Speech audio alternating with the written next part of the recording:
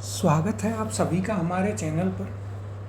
पिछली जो वीडियो थी उसमें हमने बंगाल चैप्टर अपना पूरा कर लिया था। वहाँ पर हमने देखा था प्लासी के युद्ध के बारे में, बक्सर के युद्ध के बारे में और उनसे रिलेटेड काफ़ी क्वेश्चंस हमने किए थे, काफ़ी सारे फैक्ट्स भी हमने देखे थे। आज की इस वीडियो में हम अपना नया चैप्टर स्टार्ट करेंगे, वो है आपका पंजाब और मैसूर। यहाँ पर हम पंजाब और मैसूर राज्यों से संबंधित क्वेश्चंस करेंगे, चीज़ों को डिस्कस करेंगे और इन्हें हम देखेंगे। तो शुरुआत करते हैं अपने पहले प्रश्न के साथ।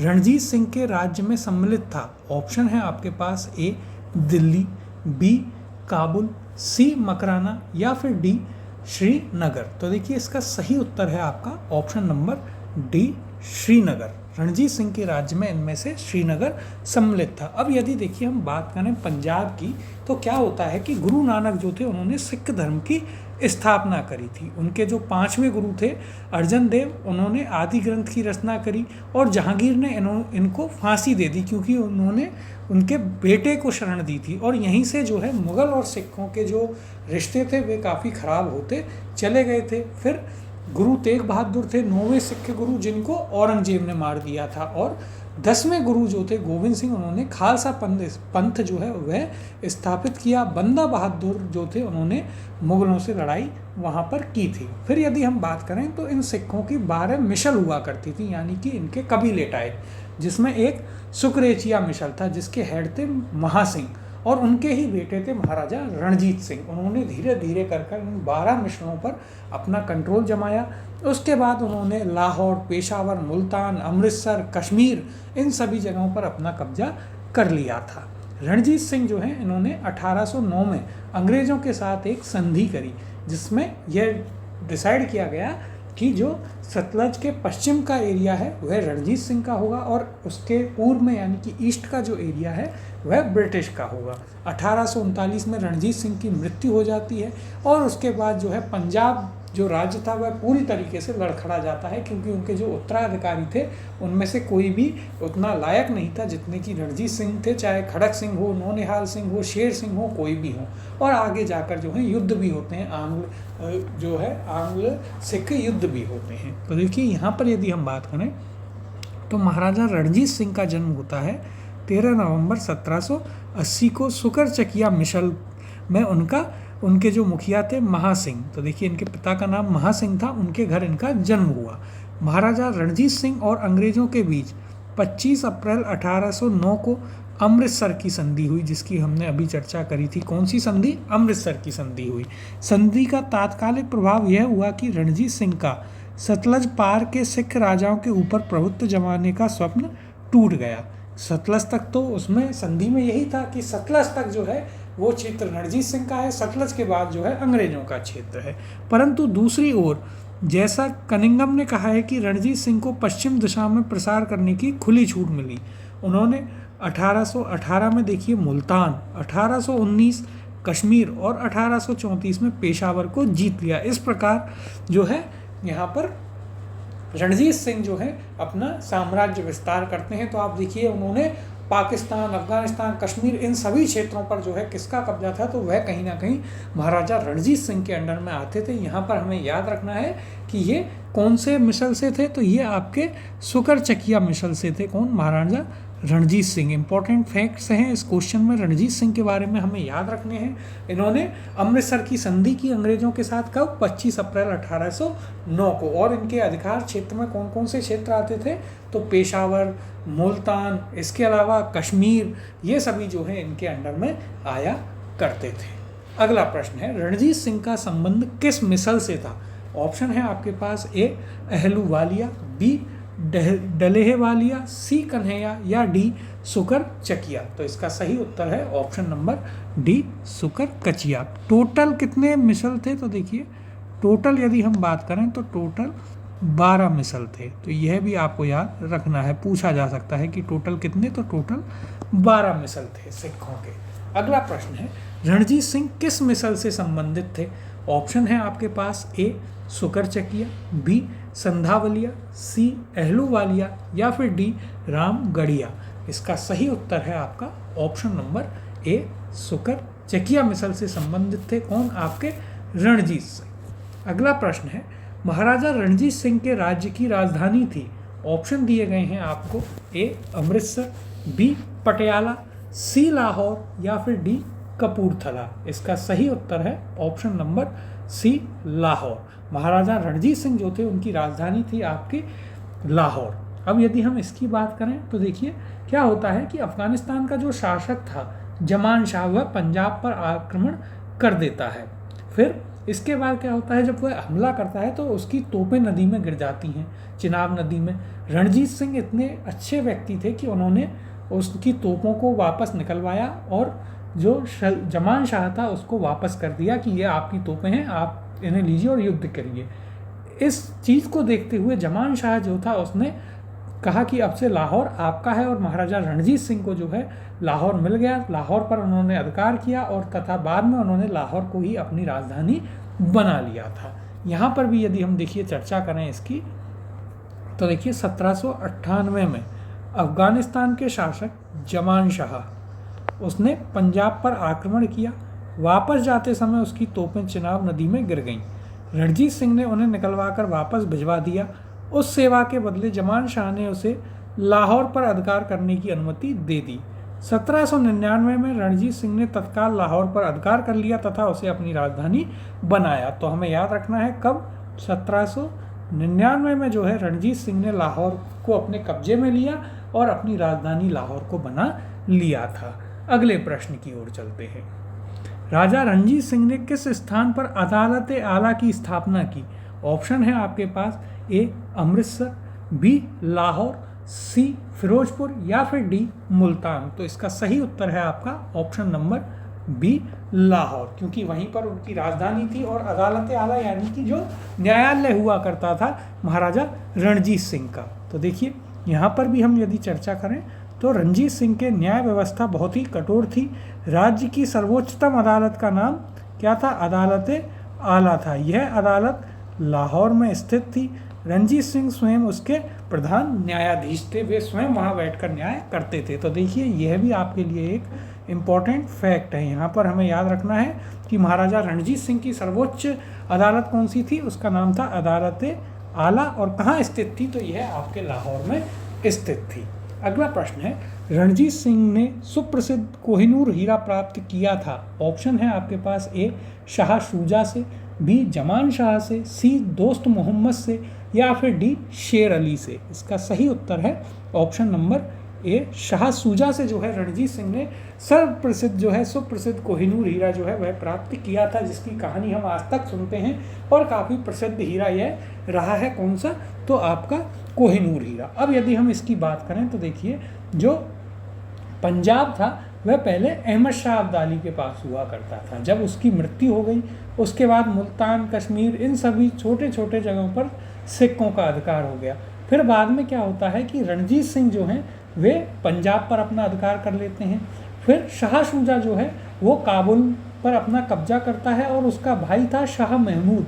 उन दोनों में जो है युद्ध होता है या लड़ाई चलती है कि भाई कौन जो है यहाँ पर अधिकार रखेगा। तो शाह शुजा जो है वह मदद मांगने आता है काबुल पर राज्य स्थापित करने के लिए रणजीत सिंह से, और वह भेंट के तौर पर रणजीत सिंह को जो है कोहिनूर हीरा उन्हें प्रदान करता है। तो इस प्रकार जो है अफगानिस्तान से पहले भारत में था यह हीरा। जब अहमद शाह अब्दाली हमला करता है तो वह मुग़लों के जो लाल किला था उसके तख्त पर लगे हुए उस कोहिनूर हीरे को निकाल ले जाता है और अपने यहाँ रख लेता है। जब अपने यहाँ रख लेता है तो उसके बाद में जो है यह हीरा अफ़गानिस्तान पहुंच गया। अफ़गानिस्तान से जो है उसी का पोता एक तरीके से आप कह सकते हैं शाह शुजा, वह इसको लेके आ जाता है और महाराजा रणजीत सिंह को जो है इसे गिफ्ट के तौर पर देता है। अब देखिए यहाँ पर भी हम इसकी चर्चा कर लेते हैं। तो देखिए पंजाब अहमद शाह अब्दाली के साम्राज्य का भाग हुआ करता था, परंतु 1773 में उसकी मृत्यु के पश्चात मुल्तान, कश्मीर और कुछ छोटे छोटे भागों को छोड़कर शेष पर सिख मिसलों का अधिकार हो गया। उधर अफगानों के आंतरिक झगड़ों के कारण रणजीत सिंह को अपनी स्थिति दृढ़ करने का अवसर मिल गया। उन्होंने पूरे पंजाब और अफगानिस्तान वाला जो क्षेत्र था अधिकतर क्षेत्र पर कब्जा कर लिया था। फिर 1800 ईस्वी में अहमद शाह अब्दाली का पौत्र शाह शुजा काबुल की गद्दी पर बैठता है। कौन? शाह शुजा। परंतु उसके भाई शाह महमूद ने शक्तिशाली बरकजई सरदारों फतेह खां और दोस्त मोहम्मद की सहायता से 1809 में उसे विस्थापित कर दिया और स्वयं कश्मीर और पेशावर पर अधिकार कर लिया। इसी अवसर पर जो है शाह सूजा ने काबुल का राज्य प्राप्त करने के लिए रणजीत सिंह से सहायता मांगी और उन्हें कोहिनूर हीरा भेंट किया था। तो देखिए यहाँ पर हमें याद रखना है कि जो शाह सूजा था कहाँ का वह बादशाह था, तो वह बादशाह था आपके किसका, तो वह आपके काबुल यानी कि अफगान का बादशाह था। तो उसने जो है कोहिनूर हीरा गिफ्ट किया किसको, महाराजा रणजीत सिंह को जो है उसके द्वारा कोहिनूर हीरा उसे वापस वहाँ का राजा बनाने के लिए सहायता प्रदान करने के लिए उसने जो है उनसे मांगा था। अब अगला प्रश्न देखते हैं। तो अगला प्रश्न है यहाँ पर, निम्नलिखित में से किसने कहा था ईश्वर की इच्छा थी कि मैं सब धर्मों को एक निगाह से देखूं, इसलिए उसने दूसरी आंख की रोशनी ले ली। ऑप्शन दिए गए हैं आपको, ए महाराजा रणजीत सिंह, बी महाराजा शेर सिंह, सी महाराजा दलीप सिंह और ऑप्शन डी उपयुक्त में से कोई नहीं। इसका सही उत्तर है आपका ऑप्शन नंबर ए महाराजा रणजीत सिंह जो थे उन्होंने कहा था कि ईश्वर की इच्छा थी कि मैं सभी धर्मों को एक निगाह से देखूं, इसलिए उसने दूसरी आंख की रोशनी ले ली। और यहाँ पर यदि हम बात करें देखिए महाराजा रणजीत सिंह की, तो देखिए हमने पहले भी चर्चा करी थी, महाराजा रणजीत सिंह का जन्म जो है वह 13 नवंबर 1780 को सुकर चकिया मिसल जो थी, हमें याद रखना है, वे सुकर चकिया मिसल के थे। उस मिसल के जो मुखिया थे महासिंह, उनके घर उनका जन्म हुआ था। 12 वर्ष के ही थे तब उनके पिता का स्वर्गवास हो गया और 1792 से 97 तक एक प्रतिशासन परिषद यानी कि काउंसिल ऑफ रीजेंसी, जिसमें इनकी माता, सास और दीवान लखपत राय थे, उन्होंने शासन कार्य चलाया था। फिर 1797 में उन्होंने समस्त कार्यभार स्वयं संभाल लिया। इसके बाद देखिए महाराजा रणजीत सिंह ने लाहौर पर 1799 में, अमृतसर पर 1805 में तथा फरीदकोट, मालेर, कोटला और अंबाला पर 1808 में विजय प्राप्त की। रणजीत सिंह एक योग्य शासक थे, बहुत योग्य शासक रहे रणजीत सिंह, और उन्होंने कहा था कि ईश्वर की इच्छा थी कि मैं सब धर्मों को एक निगाह से देखूं, इसलिए उसने दूसरी आंख की रोशनी ले ली। तो हमें याद रखना है कि यह कथन किसने कहा था, और महाराजा रणजीत सिंह के बारे में जो फैक्ट्स हैं वो भी हमें यहाँ पर याद रखने हैं। इनका जन्म 13 नवंबर 1780 को हुआ, और यदि हम बात करें इनकी डेथ जो है यानी कि महाराजा रणजीत सिंह की मृत्यु वह कब हुई, तो वह होती है 1839 में हुई। अमृतसर पर इन्होंने कब्जा कब किया, 1805 में। लाहौर 1799 में जब इनका जमान शाह जो है वह आक्रमण करता है। उसके बाद 1798 में, फिर 1799 में लाहौर पर कब्जा कर लेते हैं आपके महाराजा रणजीत सिंह। महाराजा रणजीत सिंह की मृत्यु 1839 में होती है। उसके बाद जो है खड़क सिंह, नौनिहाल सिंह, शेर सिंह, इनके क्रमशः जो हैं क्या बनते हैं, उत्तराधिकारी, लेकिन बहुत ही कम समय के लिए रहते हैं। आपस में खींचतान होती है, उनकी हत्याएं करवा दी जाती हैं और फिर अंत में दलीप सिंह बनते हैं जो कि काफ़ी छोटी उम्र के होते हैं। तो उनकी जगह उनकी जो माँ होती हैं रानी जीनदान, जो रणजीत सिंह की पत्नी थी, वे जो हैं शासन को चलाती हैं और अंग्रेज फिर जो है इस पंजाब राज्य को हड़पते हैं और युद्ध होते हैं, जिसकी हम आगे चर्चा काफ़ी विस्तार में करेंगे। अगला प्रश्न देखते हैं। महाराजा रणजीत सिंह के उत्तराधिकारी थे, ऑप्शन है आपके पास, ए हरि सिंह, बी खड़क सिंह, सी शेर सिंह और डी नौनिहाल सिंह। इसका सही उत्तर है आपके पास ऑप्शन नंबर बी खड़क सिंह। खड़क सिंह जो हैं वे महाराजा रणजीत सिंह के उत्तराधिकारी थे। फिर यदि हम बात करें खड़क सिंह के बाद में कौन आया, तो खड़क सिंह के बाद में आते हैं नौनिहाल सिंह, नौनिहाल सिंह के बाद में आते हैं शेर सिंह, और शेर सिंह के बाद में कौन आया, तो देखिए शेर सिंह के बाद में आते हैं महाराजा दलीप सिंह। यहाँ पर यदि देखें तो देखिए 1839 में रणजीत सिंह की मृत्यु हो गई। उसके बाद उनका पुत्र खड़क सिंह सिंहासन पर बैठा। तो हमें याद रखना है महाराजा रणजीत सिंह की मृत्यु जो है 1839 में हुई थी, जिस पर हमने पहले भी बात की थी। अगला प्रश्न है, सिख राज्य का अंतिम राजा कौन था? ऑप्शन है आपके पास, ए खड़क सिंह, बी शेर सिंह, सी नवनिहाल सिंह, या फिर ऑप्शन डी दलीप सिंह। तो देखिए इसका सही उत्तर है option number D. Dalip Singh जो हैं वे सिख राज्य के अंतिम शासक थे, माइनर थे, कम उम्र के थे। इनकी जगह जो इनकी माता थी रानी जीनदान, वे जो है यहाँ का शासन, पंजाब का शासन चलाया करती थी। फिर क्या होता है तो देखिए जो कुछ भी यहाँ पर भ्रष्ट थे और स्वार्थी जो सिख सरदार थे वो लगातार ब्रिटिश के साथ मिलकर ऐसी योजनाएं बना रहे थे कि किस प्रकार से जो है इस शासन को हथियाया जाए और उनकी स्थिति एज इट इज़ मजबूत वहाँ पर बनी रहे। उसके बाद पहला आंग्ल सिख युद्ध होता है 1845 से 46 तक वह चलता है। और इसमें क्या होता है कि इसमें सिख स्टेट जो है वह बहुत ही बुरी तरीके से हारता है और फिर लाहौर की संधि होती है। और उस संधि के बाद क्या होता है, उस संधि के बाद ये कर दिया जाता है कि भाई वहाँ पर सब्सिडरी अलायंस होगा। हेनरी लॉरेंस जो है ब्रिटिश के रेजिडेंट वहाँ पर बनते हैं, उनकी आर्मी को लिमिटेड कर देते हैं। उसके बाद सेकंड जो है द्वितीय आंग्ल सिख युद्ध होता है आपका, और उसमें क्या होता है, उसमें जो है यहाँ पर इसे पूर्ण रूप से हरा दिया जाता है। किसको, तो सिखों की सेना को जो है पूर्ण रूप से वहाँ पर हरा दिया जाता है।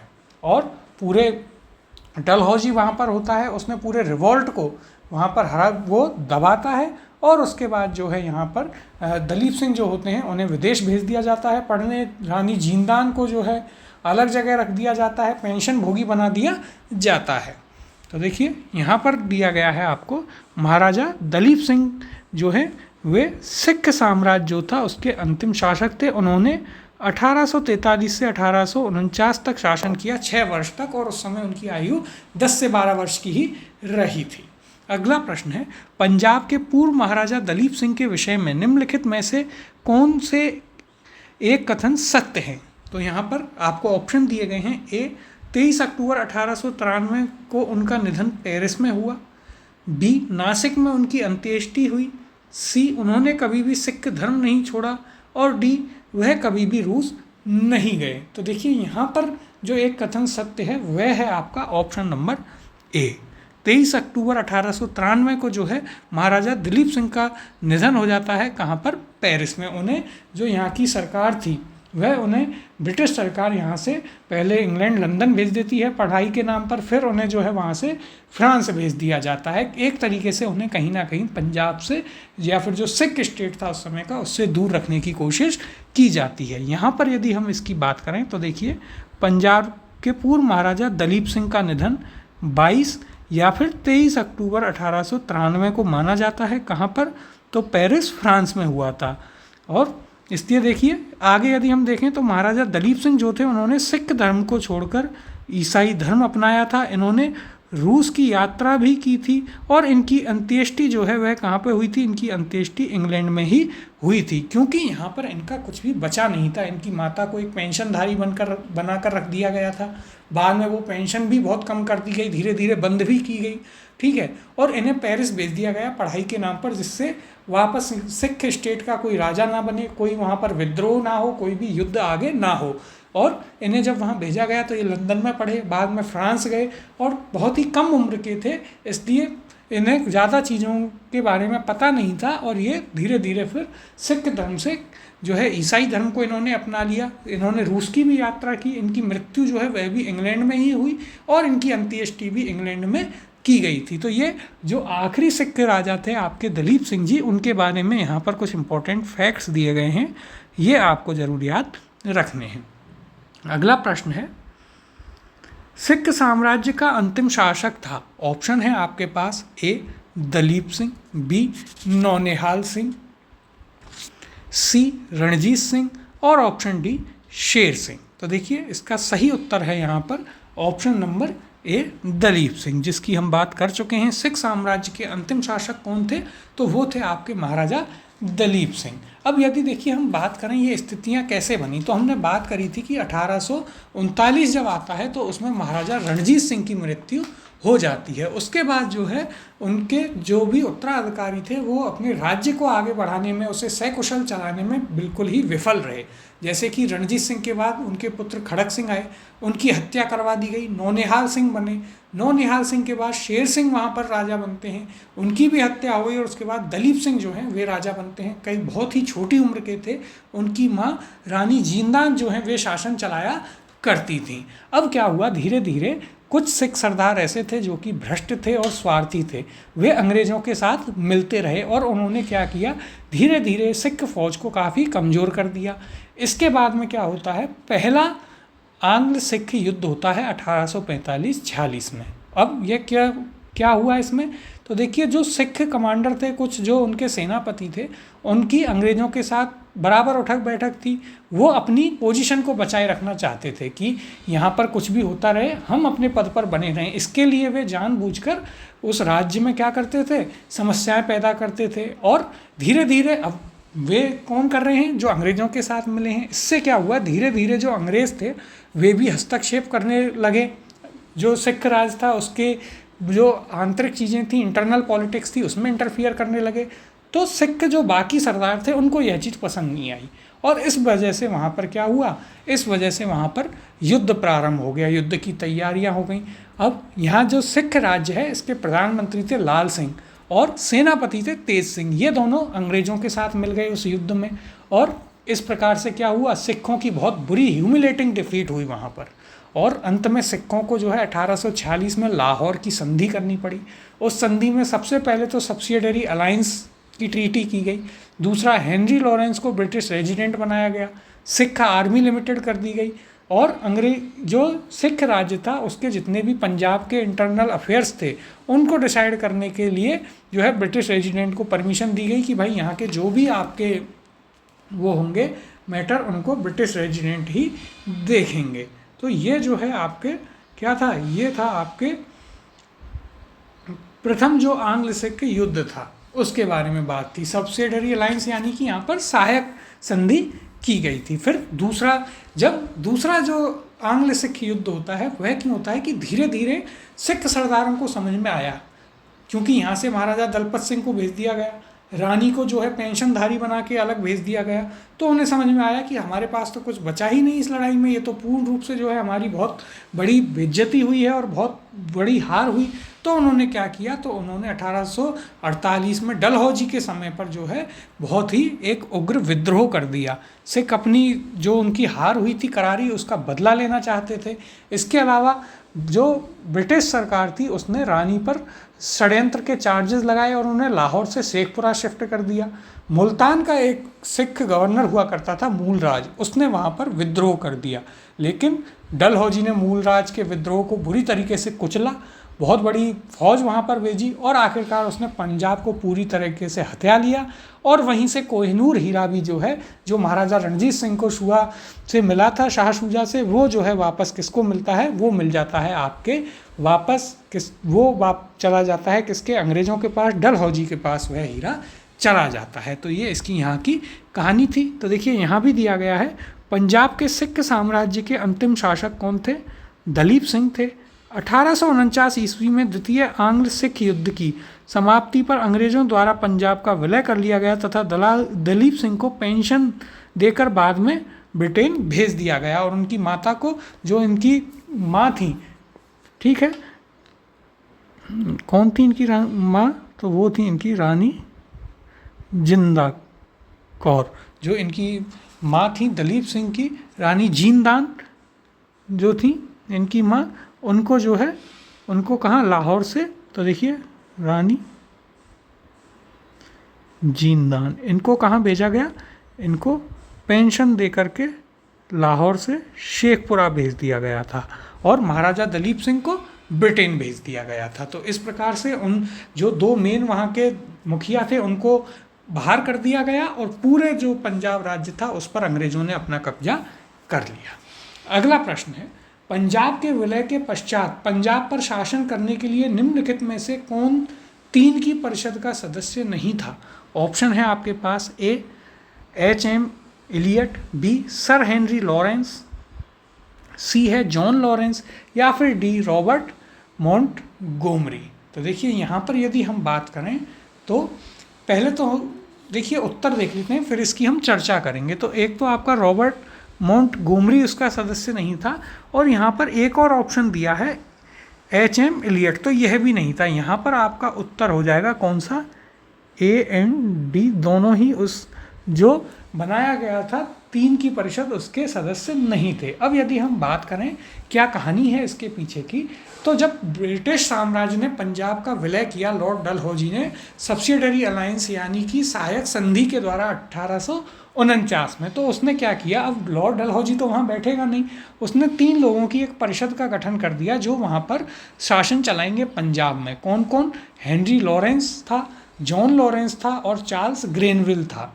इन तीनों लोगों ने वहाँ पर जो है क्या चलाया, वहाँ पर पंजाब का शासन चलाया। तो देखिए हमें यहाँ पर याद रखना है, 2 तो लॉरेंस थे उसमें, हेनरी लॉरेंस और जॉन लॉरेंस, और एक थे आपके चार्ल्स ग्रेनविल मानसेल। अब यहाँ पर भी हम यदि इसकी चर्चा करें तो देखिए पंजाब के ब्रिटिश साम्राज्य में विलय के बाद लॉर्ड डलहौजी ने 1849 में पंजाब पर शासन करने के लिए 3 लोगों की एक परिषद का गठन किया था, जिसमें कौन कौन थे। पहला नाम है सर हेनरी लॉरेंस का, वे अध्यक्ष थे। फिर जॉन लॉरेंस और चार्ल्स ग्रेनविल मानसिल, इन दोनों को सदस्य बनाया गया। तो अध्यक्ष कौन था हमें याद रखना है, सर हेनरी लॉरेंस था। तो यहाँ पर हमें इसके बारे में जो है चीज़ें याद रखनी है कि जब पंजाब को फाइनली ब्रिटिश ने अनेक्स कर लिया, यानी कि उस पर कब्जा कर लिया, सब्सिडरी अलायंस थोपकर, सहायक संधि थोपकर, तो क्या होता है कि डलहौजी जो है 1849 में वहाँ पर एक 3 लोगों की परिषद या समिति का गठन करता है जो पंजाब पर शासन चलाएंगे। वे कौन कौन थे, तो वे आपके अध्यक्ष हेनरी लॉरेंस और सदस्य जॉन लॉरेंस और चार्ल्स ग्रेनविल जो है इसके सदस्य थे। तो ये हमें यहाँ पर याद रखना है। अगला प्रश्न है, प्रथम आंग्ल मैसूर युद्ध 1766 से 69 में कौन विजयी हुआ।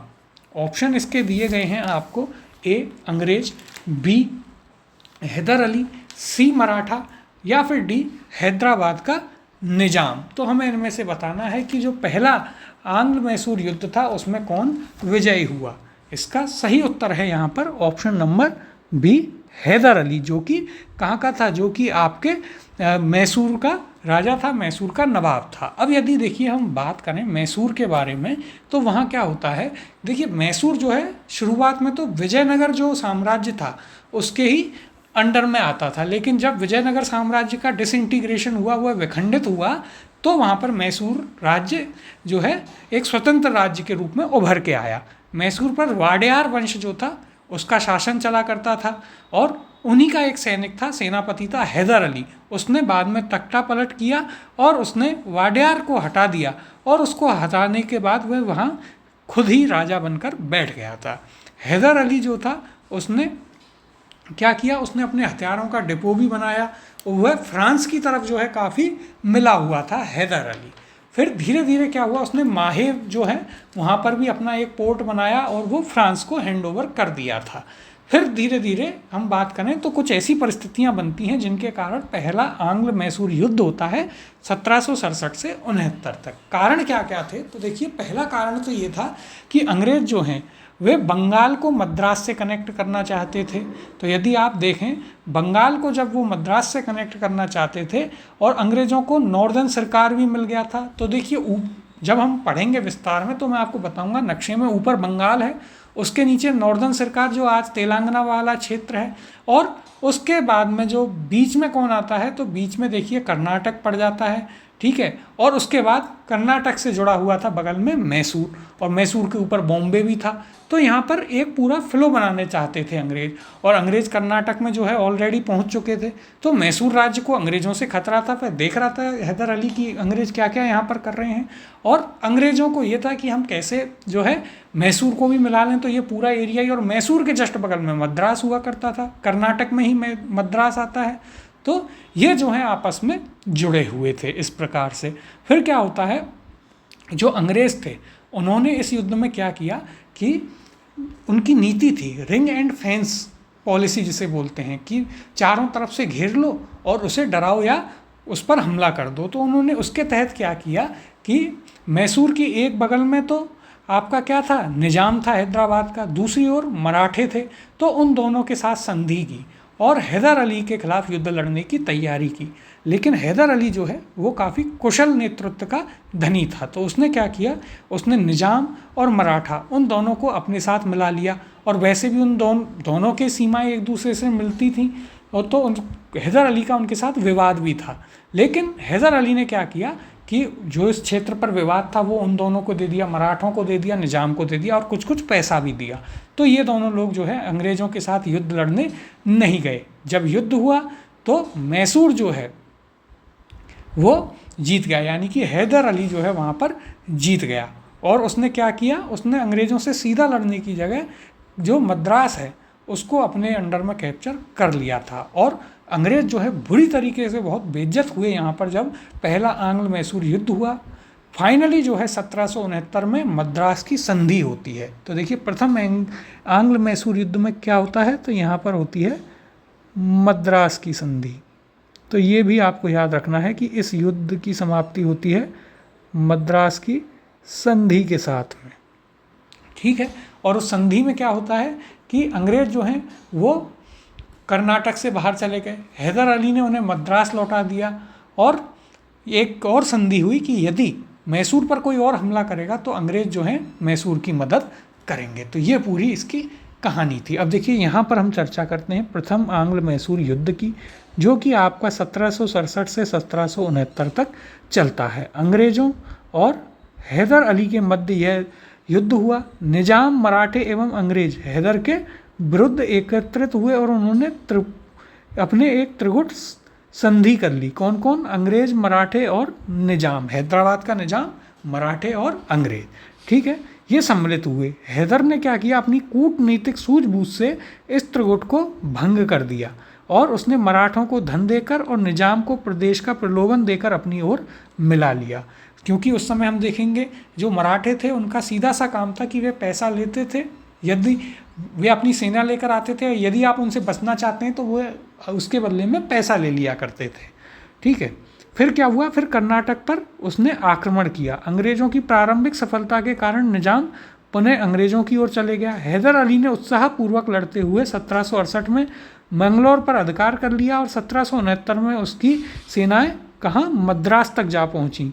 और मद्रास जो है बहुत इम्पोर्टेंट था अंग्रेज़ों के लिए। तो अंग्रेज़ जो है यहाँ पर उसके सामने, हैदर अली के सामने झुक गए और 4 अप्रैल 1769 को मद्रास की संधि होती है, जो कि मैंने आपको बताई, जिसमें 3 पॉइंट थे कि अंग्रेज़ जो है कर्नाटक से बिल्कुल बाहर चले जाएंगे, हैदर अली उसके बदले उनको मद्रास दे देगा, और जो है अगर मैसूर पर कोई और हमला करता है तो अंग्रेज़ फिर जो है मैसूर की मदद के लिए वहाँ पर आएंगे। ये आपकी कहानी थी जो पहला आंग्ल मैसूर युद्ध होता है उसकी, यानी कि फर्स्ट एंग्लो मैसूर वॉर की। तो ये कुछ इंपॉर्टेंट पॉइंट हैं जो हमें याद रखने हैं, तो ये आपके लिए काफ़ी इम्पोर्टेंट है। अगला प्रश्न देखते हैं, निम्नलिखित में से कौन 1755 में डिंडीगुल मैसूर में एक आधुनिक शस्त्रागार की स्थापना की थी। तो हमें बताना है 1755 में डिंडीगुल मैसूर में एक आधुनिक शस्त्रागार यानी कि आर्मरी की स्थापना किसने की।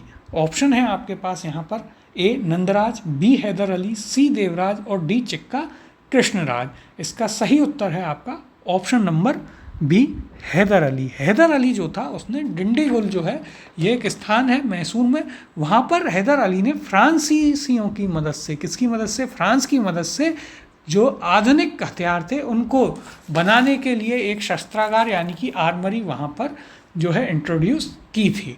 अब इसकी बात करें तो देखिए 1742 में वेंकट राय के नेतृत्व में मैसूर सेना ने डिंडीगुल पर विजय प्राप्त की। 1755 में मैसूर के महाराजा ने स्थिति को संभालने के लिए हैदर अली को डिंडीगुल भेजा और 1755 में हैदर अली ने डिंडीगुल पर कब्जा कर लिया और इस किले को एक सैन्य चौकी में बदल दिया। बाद में हैदर अली मैसूर का वास्तविक शासक बन गया और 1777 में उन्होंने पुरशीन मीर साहेब को डिंडीगुल का गवर्नर नियुक्त किया। तो देखिए यहाँ यह भी हमें नाम याद रखना है। और जो कहानी है हैदर अली के मतलब यहाँ के राजा बनने की, मैसूर के राजा बनने की, वो यही है कि पहले तो वे सेना में थे और उनको 1755 में जो है जो राजा थे मैसूर के, उन्होंने भेजा हैदर अली को डिंडीगुल की वहाँ जाकर आप स्थिति को संभालें। हैदर अली जो हैं 1755 में वहाँ जाते हैं, युद्ध लड़ते हैं और डिंडीगुल पर अपना कब्जा कर लेते हैं। धीरे धीरे हैदर अली क्या करते हैं, वो वहाँ की जो किला होता है उसको एक सैन्य चौकी के रूप में बदल देते हैं और बाद वहीं से जो है वे जो है इतने शक्तिशाली बन जाते हैं कि जो उनका राजा होता है उसे हटाते हैं और हैदर अली जो है शासक बन जाते हैं किसके, मैसूर के, और वास्तविक शासक जो है उन्हीं को माना गया। फिर 1777 में जो है वे वहाँ से डिंडीगुल से वापस कहाँ चल जाते हैं, अपने मैसूर चल जाते हैं और पुरशीन मीर साहिब जो हैं उनको डिंडीगुल का गवर्नर नियुक्त करते हैं। तो ये पॉइंट हमें यहाँ पर याद रखना है कि जब वह छोड़कर जाता है डिंडीगुल को हैदर अली, तो किसे वहाँ का गवर्नर बना करके जाता है। अब अगला प्रश्न यहाँ पर देखते हैं, ब्रिटिश जनरल जिसने हैदर अली को पोर्टो नोवो के युद्ध में हराया था। ऑप्शन है आपके पास यहाँ पर, ए कैप्टन पॉपहेम, दूसरा डी सर आयरकूट, अगला ऑप्शन देखते हैं सी सर हेक्टर मुनरो और डी जनरल गोडार्ड। तो देखिए इसका सही उत्तर है आपका option number B, sir Eyre Coote जो है वो ब्रिटिश जनरल था जिसने हैदर अली को पोर्टो नावो के युद्ध में हराया था। अब देखिए पोर्टो नावो का युद्ध क्या था, इस पर भी हम चर्चा कर लेते हैं कि इस युद्ध में क्या हुआ, क्या चीज़ें नहीं हुई।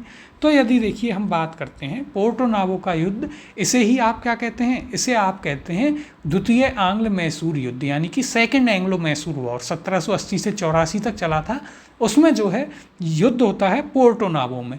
इसके पहले तो हम यदि कारणों की बात करें, कारण क्या रहे इसके, तो देखिए मैसूर और ब्रिटिश जो थे उनके बीच में 1771 से ही जो है एक दूसरे पर भरोसे की बात नहीं रही, क्योंकि मराठा ने मैसूर पर आक्रमण किया और मैसूर की संधि में क्या तय हुआ था कि यदि कोई तीसरी शक्ति मैसूर पर हमला करती है तो फिर अंग्रेज जो हैं, ब्रिटिश जो हैं, वो मैसूर की सहायता के लिए आएंगे। लेकिन ऐसा वास्तविकता में नहीं हुआ, अंग्रेज जो हैं मैसूर की सहायता के लिए नहीं आते हैं। दूसरा, अंग्रेज़ों ने माहे पर कब्जा कर लिया। माहे जो कि एक पोर्ट बनाया था, मैंने आपको शुरुआत में बताया, हैदर अली ने फ्रांसीसियों की मदद से वहाँ पर फ्रांसीसियों को हराया अंग्रेज़ों ने और माहे पर कब्जा कर लिया। माहे सीधे सीधे किसके अंडर में आता है, तो माहे सीधे सीधे आता है एक तरीके से किसके, हैदर अली, यानी कि मैसूर के अंडर में। तो ये तो मैसूर से लड़ाई हो गई एक तरीके से।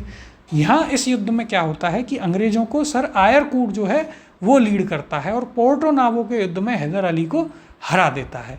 फिर बाद में हैदर अली को कैंसर हो जाता है और 1782 में हैदर अली कैंसर से मर जाता है। उसके बाद उनका बेटा जो कि एक महान शासक था टीपू सुल्तान, वो युद्ध को आगे बढ़ाता है, आगे वह लड़ता है और इसके बाद जो है इसमें काफ़ी पराक्रम टीपू सुल्तान दिखाता है और वो जीत भी जाता है। फिर अंत में मंगलौर की संधि होती है 1784 में और ये लास्ट ऐसी संधि हमें देखने को मिलती है भारत के इतिहास में जिसमें कि कोई भारतीय राजा के साथ अंग्रेज़ों ने कहीं समान स्तर पर बात की हो। इसके बाद तो सीधे सीधे जब राउंड टेबल कॉन्फ्रेंस होती है पहली, तब बात होती है, या फिर गांधी जी के साथ ही बात होती है। और इस संधि में डिसाइड किया गया कि भाई दोनों जो हैं जैसे थे यथावत पहले जैसे थे वैसे की वैसे रहेंगे, अंग्रेज माहे को लौटा देंगे और टीपू सुल्तान ने जो जो अंग्रेज़ों की जगह जीती हैं, टीपू सुल्तान उन्हें अंग्रेज़ों को लौटा देगा। तो ये पूरी बात हुई थी आपके किसमें, पोर्टो नावो के युद्ध में। और यदि हम एग्जैक्ट बात करें पोर्टो नावो का युद्ध, तो ये कब हुआ था, ये हुआ था आपका, हम बात करें तो ये होता है आपका 1 जुलाई 1781 को जो है आपका पोर्टो नावो का युद्ध होता है। और ये किससे रिलेटेड है, तो ये है आपका सेकेंड एंग्लो मैसूर वार, यानी कि द्वितीय आंग्ल मैसूर युद्ध से संबंधित है आपका पोर्टो नावो का युद्ध, जिसमें हमने बात करी कि शुरुआत में जो है आयरकूट जो हैं वे हैदर अली को हरा देते हैं, लेकिन बाद में जब हैदर अली की मृत्यु होती है तो उनका बेटा टीपू सुल्तान इस युद्ध को आगे बढ़ाता है। बहुत ही महान और पराक्रमी शासक था टीपू सुल्तान, और टीपू सुल्तान ने जो है अंग्रेज़ों को बुरी तरीके से परास्त किया और अंग्रेज़ों ने उसके साथ अंत में मैंगलोर की संधि पर हस्ताक्षर किए। और उसमें बस एक छोटी सी चीज़ ही डिसाइड होती है कि यहाँ से जो है अब हम अपने जैसे थे पहले वैसे की वैसे यथावत रहेंगे। और यहीं से जो है टीपू सुल्तान निशाने पर आ जाते हैं किसके, अंग्रेज़ों के। फिर हम आगे बात करेंगे किस प्रकार से तीसरा आंग्ल मैसूर युद्ध होता है, उसमें टीपू सुल्तान हारते हैं और फिर ज़बरदस्ती अंग्रेज़ जो हैं वो चौथा एंग्ल मैसूर युद्ध कर लेते हैं और ज़बरदस्ती इस युद्ध को करते हैं। टीपू सुल्तान बहुत ही बहादुरी से लड़ता है और लड़ते हुए इस युद्ध में मारा जाता है। इसके बाद जो है, और टीपू सुल्तान जो है, यदि उनके बारे में हम बात करें तो वो ऐसा व्यक्ति था जिसने अंग्रेज़ों के अलावा बहुत लोगों से अंतर्राष्ट्रीय स्तर पर संधियाँ की, अलायंस बनाया। उनके बहुत ही पढ़ा लिखा शासक था और बहुत ही जो है एक बेहतरीन शासक था, और जिसके बारे में कहा जाता है कि उसमें राष्ट्रवाद की पहली भावना यदि हमें देखने को मिलती है भारत के इतिहास में, तो वो मिलती है आपके टीपू सुल्तान में। इससे आगे की जो चर्चा है वो हम अब अगली क्लास में करेंगे।